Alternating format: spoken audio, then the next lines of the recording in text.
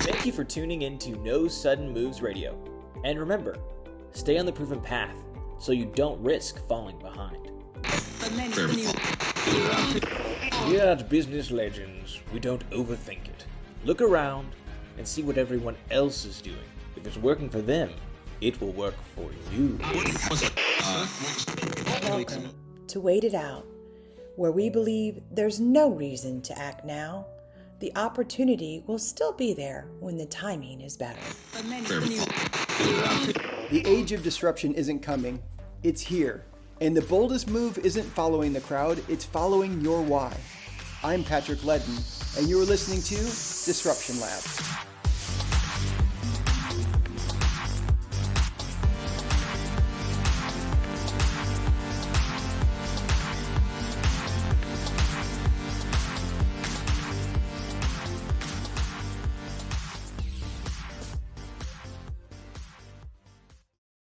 Hey, Megan, welcome to the show. How you doing? I'm doing great. Thanks for having me on the show. Oh, it's always so good to see you. Life been good? Life has been good. It's been moving along. Really happy for the spring and summertime with my kids. Oh yeah, no doubt. We're both in the same city these days in Nashville, and it's getting warmer out there. Oh yeah, hopefully not too quickly though. So, how much time do you spend between Nashville and do you go to New York a lot, or do you do everything remotely these days, or what's your life like? Yeah, so I've been doing a lot of recording from home and from Nashville.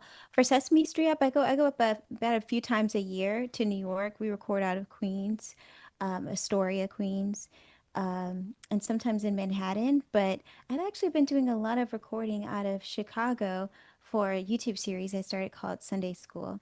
So I'm Oh, kind of back and forth between Nashville and Chicago right now. wow. So I told the people on the front end as they were joining us that we wrote about you in the book, Disrupt Everything. You're the opening chapter. And we told a little bit about your story of kind of finding your own voice. But would you mind sharing a little bit of your background with folks? Yes, I'm originally from Cincinnati, Ohio. I was born and raised by a teacher, speech language pathologist, and a pastor. My dad founded a church in our neighborhood, and it was the center of my life and community. I spent probably 7 days a week at church. Between school, my elementary school was in the basement of the church, and then I was in, the choirs, dance team, praise team, anything that the church had, I was at. When I was about 8, 10 years old, my dad started a new church in a new community, so it kind of completely uprooted my social community, and I found myself sinking into a shell at a new school, new environments, and I was just incredibly shy. And there was a lady at my church, um, Dorothy Smith, who used puppets to teach the Vacation Bible School. And so she got a group of us together, like, hey, I found this conference where we can all learn how to do puppetry together and perform in front of the children's church and tell stories with puppets. And so I went to this conference, and there I was exposed to women ventriloquists, which I didn't know was rare at the time. And I was just completely in love with their storytelling. They would sing songs with their puppets, and I immediately wanted to do the same. When I got home, I told my mom, I was like, I want to be a ventriloquist. And so she was actually super supportive, and she took me to the library, and we rented VHS tapes, DVDs, books, anything we could find on how to do ventriloquism. And I studied them backwards and forwards. I got a toy ventriloquist doll. It was a Charlie McCarthy Oh ventriloquist yeah, doll yeah, yeah. from the toy store. And within about 2 weeks, I was performing for my classmates at school. And then the teachers noticed and asked me to do something in front of the entire class, or entire school. And I wrote a 2-page script about God's love. I was at a Christian school, and I fell in love with the light in the kids' eyes and how I was able to capture the attention of all the kids from kindergarten to 6th grade with a puppet. And so it became my passion to tell stories with puppetry, and I never quit. It's really interesting to think about too. You're going through that transition period in life. Did you when you said you were how old were you at the time? I was 10. Oh, 10, I yeah. was in the 6th grade. Yeah. So you're changing and moving and then and trying to find footing. And it's kind of interesting that I think you and I talked before, you found your voice in this Yeah. way of using your voice. I literally found my voice and probably about five others, five other puppet voices too. So, fast forwarding to today, you mentioned Sesame Street. What's that ride been like? Oh, Sesame Street has been one of the most life-changing and incredible experiences of my life. Um, First of all, it was a huge disruption for me. I heard back from Sesame Street in 2020, and that was a disruptive period for everyone, Oh but yeah. specifically in March of 2020 is when I first heard from Sesame Street, and they asked if I would be willing to join their mentorship program. And so in this mentorship program, I relearned everything I thought I knew about puppetry, which was incredible. I was being taught by the masters for being taught by people who've been working with Sesame Street since for 40 years, since the 70s. And I completely had to, humble myself and throw away what I thought I knew for the past 20 years and rebuild characters and technique and motion. And so I was incredibly grateful to get that level of training and experience and virtually because it was during the pandemic. I was Mm, doing this all yeah. from home and over Zoom. And within 3 months of training, I got the opportunity to audition for the role of Gabrielle, and it was incredibly momentous because they were introducing Gabrielle for the CNN town hall on racism after the George Floyd protest. So my very first moment with Sesame Street was a community town hall teaching kids how to stand up to racism. And so Wow. it's It's kind been of incredible. momentous, but also pressure. Yeah. I had a, yeah, I mean, there's like, it's probably like totally like, this is amazing and I get to do this. It's probably a little bit like, wow, I get to be, representing a community in this conversation, but at the same time, there's a lot of pressure with that. Yeah, it was an incredible moment, and we were doing all of this from home, and I had my little mic set up at home, and I had to turn off the AC for sound control, so I was nervous and hot. It was a lot. What, sometimes, you spend time, people will spend time, there's probably people listening to this who've spent a lot of time working on their trade, whatever it Yeah, might be, right? They're the best server yeah, at the restaurant, they're the best, whatever it is that they're doing. And then to spend some time with people who are elite in that space, whatever it is, there's a yeah. bit of humility you have to bring to that, right? To say, okay, I'm going to throw away something as opposed to fighting for everything that I'd already been working on. Yes. What did that feel like on the inside? Even if you knew like, oh gosh, they're telling me some really good things, I still got to like cast aside things that I've been using that have gotten me to where I'm at. Yeah, I had to quickly learn to cast that away because where I realized the most growth and potential was in craving criticism. When, someone who's a master or an elite in their field, they're able to see the fine details to help you grow and make you better. And so I was seeing rapid growth when I started asking for more critique than that was even already given. And we would have weekly projects where we'd have to send in videos. So sometimes I would even send the videos to other people to get even more feedback before I sent the the product that was actually supposed to be critiqued. And so I knew I would be able to grow more by asking questions and being willing to take feedback. And as soon as I desired more and more feedback, that's when I was able to, I really think, explode in technique and I ended up becoming a full-time cast member of Sesame Street through Gabrielle. That's amazing. I've been working on a project for a while. In one section we write in this book project about how feedback is fuel.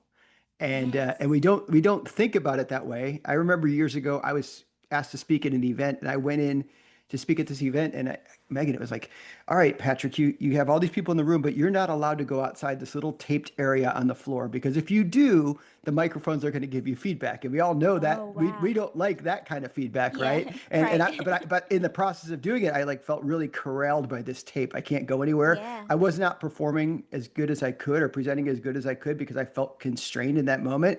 And I Hmm. just thought about that moment. It's like, wow, feedback is constraining me in a way, different kind of Yes, feedback, as for opposed to when sure. you think about like race car drivers, like Formula One drivers. There's Yeah. constant feedback, right? They're looking at the instruments, they're listening, they're feeling and listening to their vehicle. They're getting feedback from the pit crew and from their coach. I Wow. mean, this is a totally different dynamic. So, how have you? When I said, "Oh, feedback is fuel," you're like, "Yes, it is." I was like, what allowed you to see it that I mean, I don't want to belabor this point, but a lot of times people don't want to hear feedback. Feedback has always been my fuel, and that's, I think, what's one of the things that's pushed me in continuing and being a performer is when my very first performer, I never forgot the feedback that I got from the kids in the room. Their attention, their questions, their laughter, their Mm, smile was immediate feedback. And from that moment, I realized that I wanted to develop and create for whatever audience I was going to be in front of. So I ended up most of the time, I would write a new script for any place that I was going because I would write based on the room. Because and people would ask me, "Oh, who's your favorite character? What do you love doing the most?" I love whatever you love the most.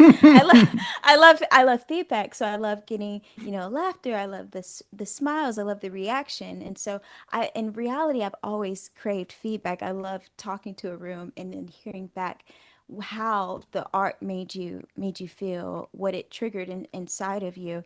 One of the hardest performances of my life was over Zoom. It was mm. for uh, a conference for teachers, and I was so excited, and they were so excited, and they were telling me about, all of the families that they were going to have in the room. The teachers, most of them were logging on to Zoom from home, and so they were watching with their kids. I was like, "Oh, this is going to be amazing." I get on the Zoom, and it's just me in a box. I can't see anyone else. I have no feedback, and so I feel like I'm performing in an empty room by myself. And that was hard because I had no feedback. Oh, I completely get. I had that similar type of thing. I was asked to present to an international audience, and Yeah. it was early in the morning local time, like where we live at. So the only people that were up were me and my dog, and we're sitting in the room getting ready to do this thing. And I log in 30 minutes early, and a chat comes up and it says, "Is this Patrick?" I said yes, and they said, "Can you say a few things to test your mic?" And I said yes, and I said a few things. They said, "Thank you, stand by."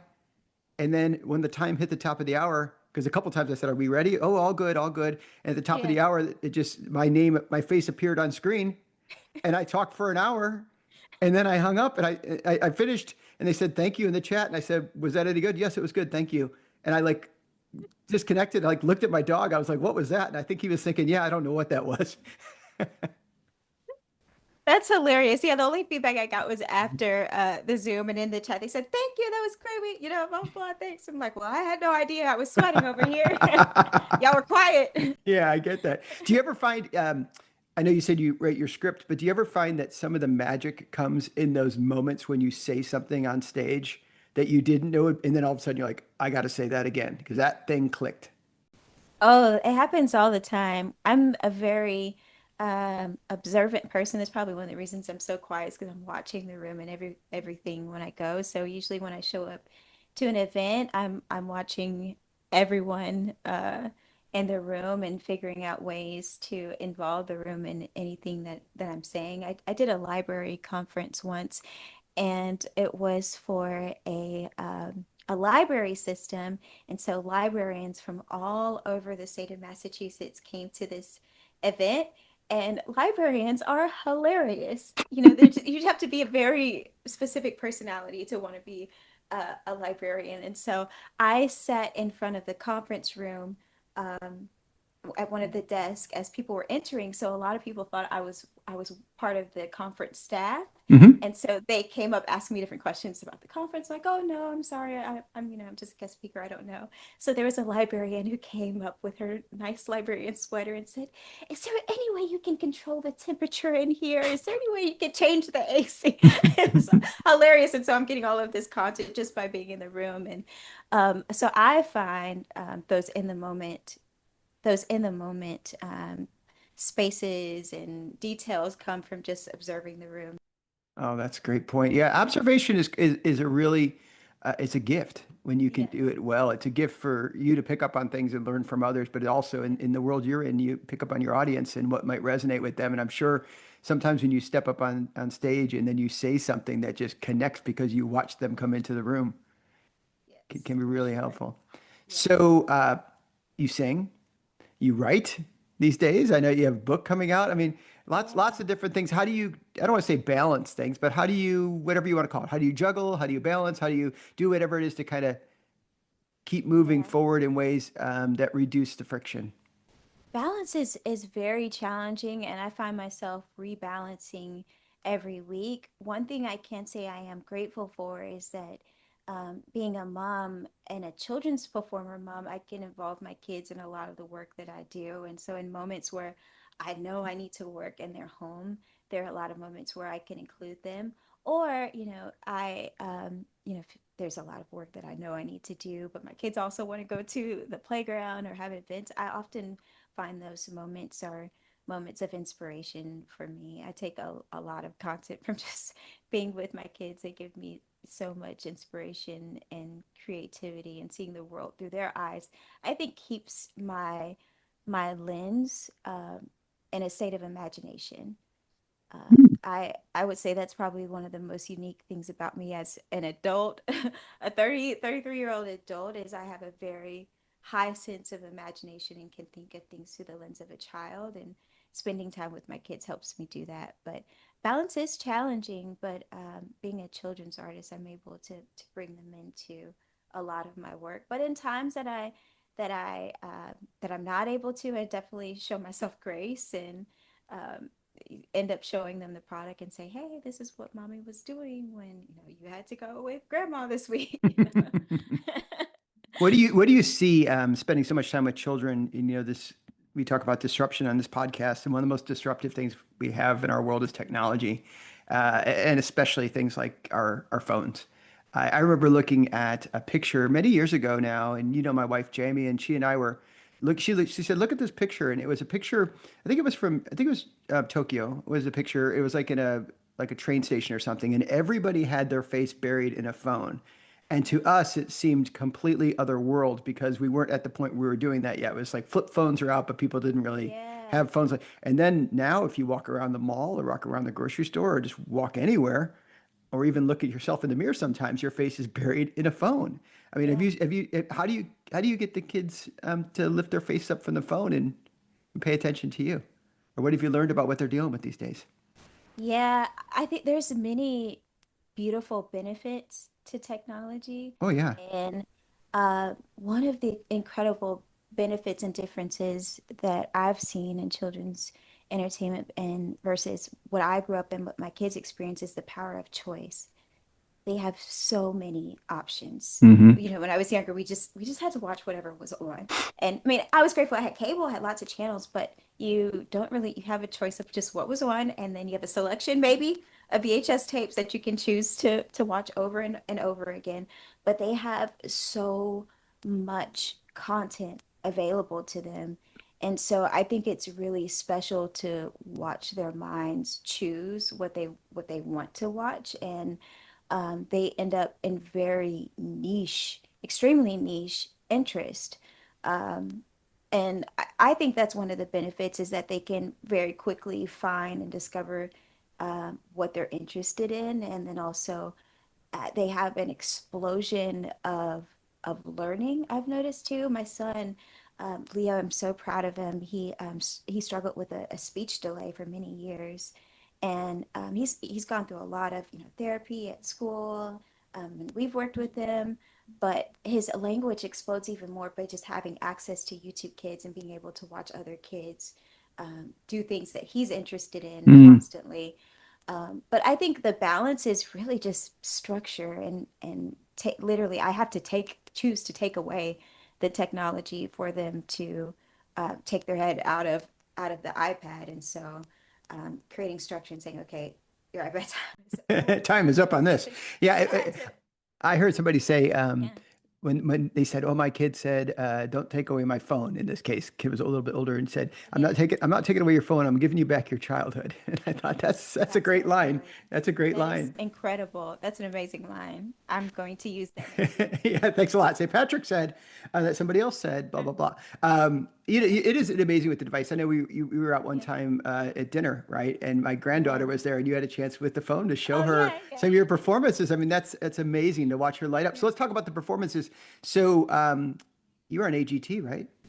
Yeah, that was almost 13 years ago. I was in on AGT in 2013. Who were the judges then? Do you remember? Yes, I I'm sure do. you remember. Yeah. Heidi Klum, Howard Stern, Howie Mandel, and Mel B. Okay, so Heidi Klum's been a fixture for a long time, hasn't she? Is she still on that Yeah, show? I'm not sure if she is, but I know she's been on for a very long How about time. Mel B? How long is Mel B on? Do you know? I think she's been kind of off and on for several years. And then Howie had that left chair for a long time, left from the stage. But Yeah. then Howard Stern took that chair, didn't he? Yeah, I'm not sure how long Howard was there, but he was a huge figure. Really I would say he was the father figure of the entire judge panel when I Yeah, was I there. think that, there was obviously I don't know if you say character, but the how he performs on the radio, right? And then there was this other side of him that people saw when he was on that show. Did you find, I'm just curious about that dynamic work with the judges with just was it just a flash and you don't even remember interacting with him, or do you really remember the times you had a chance to interact with him? It wasn't an extensive amount of time, but every time that I did interact with them, it was significant and incredibly inspiring. I found Howard was incredibly supportive and inspirational and really a stern father figure, very different from the personality, as you said, that he's played on the radio. He was really the leader of the judges. And um, one of the things that I mean, I'm grateful, incredibly grateful for my experience of America's Got Talent. It opened up literally a world of opportunities. I started performing internationally after America's Got Talent. But one of the things that was cut in the final edit that was went to broadcast television was Howard Stern's review of my performance, and he actually tried being a ventriloquist when he Oh. was younger, and he was incredibly excited and proud and encouraging of me, and he also gave me critique and feedback that would change my career, honestly.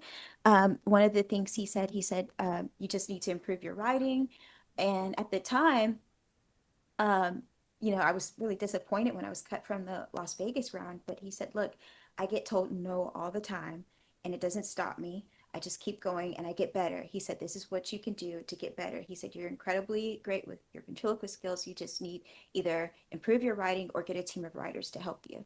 And it was incredibly helpful. And I actually did connect with writers after I left America's Got Talent almost immediately. And Mel B was also incredibly encouraging, inspiring, and shared my story when she was doing her press interviews. So it was a really great experience. Yeah, I imagine that there's so much you could take away from something like that because it's one of those things that I don't want to say like everybody knows about that show, but a lot of people know about that show and a lot of people really watch that show. I find myself, I don't know if I ever really watched the show, Yeah. but I watched the clips that get served Yeah. up. Even to today, I'll watch clips occasionally because it's fun to see somebody that just surprises the judges or surprises the Oh, yeah. audience or really Yeah. connects with them. And that must be just quite an amazing experience to go through that. What would you say from the moment you decided to do that show until the moment, as you mentioned in Vegas, when you didn't go any further? What was Yeah. the biggest lesson you learned through all that? One of the biggest lessons that I learned was the power of narrative and the power of story. Um, what I've learned in doing, that was actually my second time doing America's Got Talent. The first time I did America's Got Talent, I was 16 years old, but my performance didn't end up making it to broadcast. But I was, very blessed to make it to broadcast the second time that I went on. And I learned through the process, especially with reality television, is that the producers are always looking for an entertaining narrative that the Hmm. audience would enjoy. And so as a performer or a talent, you have to really consider what you want your narrative to be. And if you're able to have any say in what your narrative would be. I know that in my experience, I was able to contribute to my narrative, not in total. My advice to anyone going through any type of storytelling is to consider what is your narrative? What do you want to be remembered for? What do you think the most important takeaways of your story are?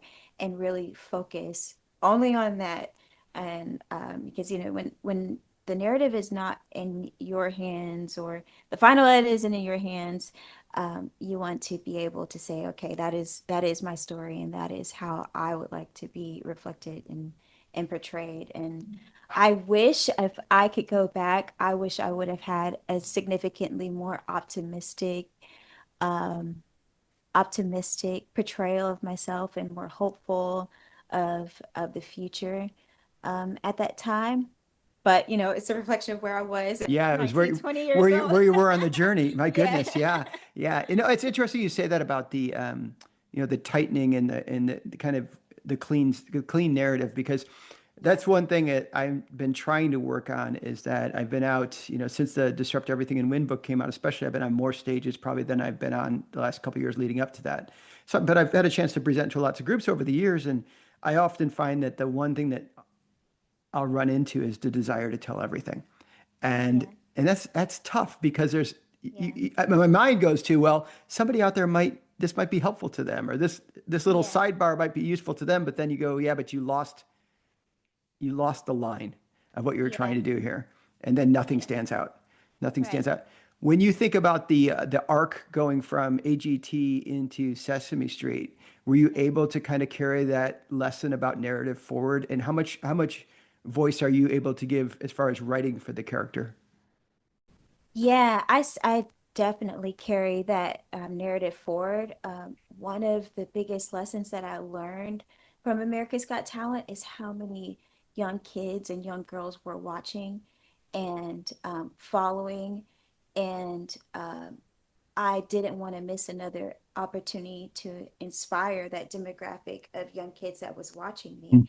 Like I wanted them to see that they could succeed and learning something very niche, um, and be creatives and have hope and try over and over again, whether or not you fail.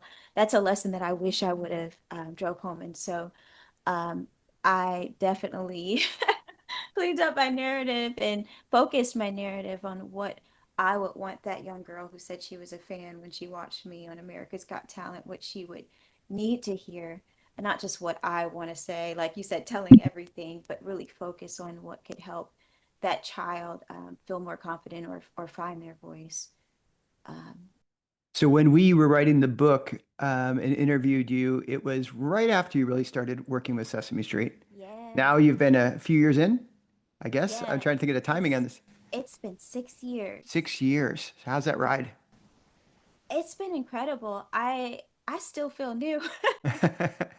Every time I go to set, I feel like it's my first season. And there's a lady I work with. Her name is Stephanie DeBruzzo, and Stephanie is probably in her 25th year, and she says she still feels new as well. And so I think it's a beautiful thing because it means I'm constantly learning and growing. And every season, I make a new goal for myself.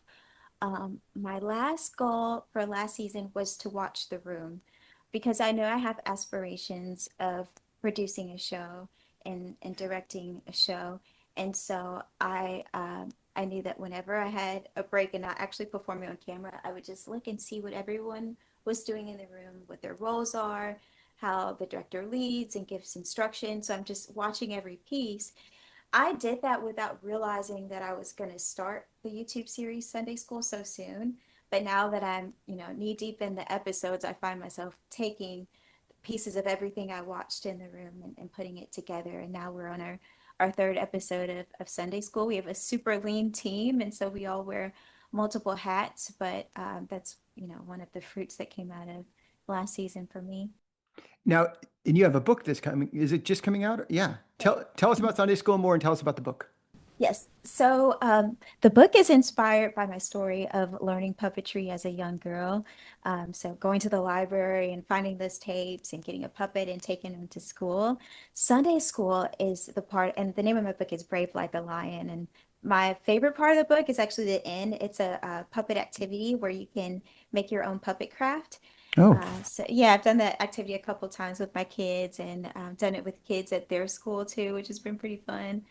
Um, but the other side of my story is learning puppetry through children's ministry. So, Miss Dorothy, the one who put the puppet team together, we would come together as a team and do different songs in front of the children's church. And so, my very first start with puppetry was through the church and teaching kids just basic Bible character values and Bible lessons. And so Sunday school is really going back to my roots of using puppetry for children's ministry. And so every episode is joined by a cast of kids from the Soul Children of Chicago, and has my characters Baby Junebug and Big Mama. Big Mama is a veteran Sunday school teacher with early onset dementia, so sometimes she forgets the lesson, but we all help. And there's gospel songs in every episode, lots of comedy. It's just incredibly fun, educational entertainment for kids, and the community has really rallied behind this content more than anything I've ever done, which has been beautiful to see that with Sunday school, we're really tapping into people's core identity. And for a lot of the community, their core identity is not just faith, but the community that they experienced within church through just bringing back the song I am a C, I am a C, I'm a C-H-R-S-E-I-N. It reminded a lot of people of their childhoods, and they immediately thought, yes, I want my kids to be part of this culture and community as well. And so we've had a massive community and part of the culture rally behind the project. And honestly, I have not been able to keep up with the demand for content. So right now I'm figuring out production schedules, how I can release more content every month. But I'm really excited about the community that we've built around the project. That's awesome. How do people find it? It's on YouTube, Okay. and great news, we just got on YouTube Kids too. It's an extensive approval process. Oh, wonderful. Congratulations. Awesome. Awesome. Well, I was jotting down some words as you were talking about, like, I've known you for a few years. I always considered a blessing to hang out with you and talk with you. And I was thinking, like, what are the words that come to mind when I think about you? And one is openness, like the openness to feedback, the openness to sharing. I really like that about you. Intention was a word that came to mind as I was thinking today, like, you know what you're trying to do and the impact you're trying to make. And that's really, and you've spent time thinking about that, which I think is great. Hope is one of the ones, despite what you didn't pick up in the video. And then, gratitude. Gratitude. You're a really grateful person. And I love that about you. So here's how we end this show. You ready? Yeah, All right. okay. So it's called Disruption Lab, and life is full of disruptions. Stepping up on stage certainly has disruptions, and all the things you've done in your career, there's things that worked out great and things that didn't quite work out the way you hoped it would. But one of the challenges to dealing with disruption is you get kind of used to the status quo. You get used to the things the way they are, and you don't try to try new things. I fell in that path, as my producer Jess told me, around where I drink my coffee from. I'd go to the same place, has a green mermaid, and she's every city I go to, and she's there, and I've been giving her lots of money over the years. And Jess said, "Why don't you try other places?" And I was like, "Because I know what I get here." And she said, "You can't do a podcast on disruption and write about disruption, not be willing to at least disrupt your coffee routine." So I am on the pursuit of the best vanilla latte. And sometimes it's the experience, sometimes it's the whatever. So my question for you is, what drink, you can extend that beyond drink if you want to, but what drink are you either in the pursuit of the perfect one, or you think you've kind of already found it? I'm so glad you asked me that question. I was like, I don't know if he's actually going to ask me about coffee, or this is going to lead into a question about career. So glad you asked me. I am an avid coffee drinker. I love Starbucks as well, but I venture out to try other coffees, just like, someone goes on vacation. It's like, oh, I'll go this place. That's my version of trying something new in coffee, is trying other cafes. So there is an incredible coffee shop here called Dose Dealer. It's actually owned by one of my friends, and she has the best tasting coffee I've ever had. And I've had coffee from around the world, and I'm really into flavor and different types of coffees. So I don't really have a narrow sense of coffee. I would say it's pretty broad, but she has an outstanding vanilla latte, but she also has an incredible butterscotch latte. There are bits of salt inside the coffee that makes it really taste like butterscotch candy. It is outstanding. I always get mods. She has macadamia milk as a modification. So butterscotch latte with macadamia milk.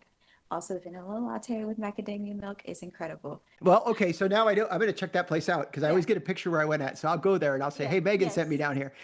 So folks, when you come to Nashville, now you know. Go find Dose Dealer.